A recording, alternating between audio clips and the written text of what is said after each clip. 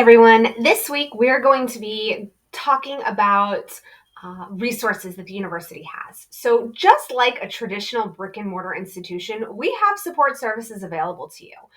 We have tutoring, we have an effective writing center, we have financial support, we have an ombudsman's office. So all of the things that you would find at a traditional brick and mortar school, you will find here. You'll just find them virtually. So this week, a lot of the resources that we're going to be looking at, you can actually access directly from the classroom. And so we talked this past week about career services. We looked at some of the student groups that are available in career services, but you also have access to accessibility accommodations. And that is where you will go if you have something that requires additional support for you to be on an even footing with your education. So if you have ADHD or you are deaf or blind or something like that, this is where you would go to get help with that. We have the Effective Writing Center, which I've talked about in the past. We have the library, which will help with research, tutoring. That is actually where you will go to submit work for the Effective Writing Center to have them review your papers. But it's also where you'll go in your math class or your IT class to get support in those classes. We also have links to the Help Center. So if you are running into technical issues, logging in or Office 365 or something's not showing up in Leo, this is where you're going to go, the Help Center.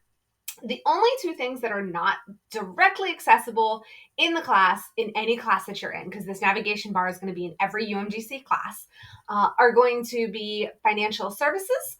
And so this is where you will go to help pay for your education. They have information on tuition, on scholarships, on financial aid. Even if you're a military student or your employer is paying for your education and you don't think you will need this, take a look at what they offer, because they might offer additional support to go above and beyond what you're actually getting from work.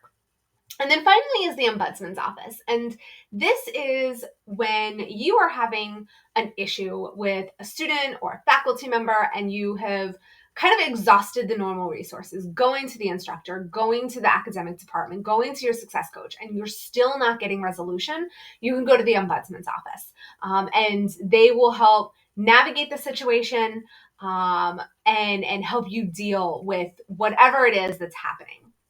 So those are the resources that we're going to cover this week. It's a lot, but please take a look at all of them. Even if you think you're never going to need them, take a look at them, maybe bookmark the ones that maybe someday you'll need. You never know when your circumstances are going to change and the resources that you need might change.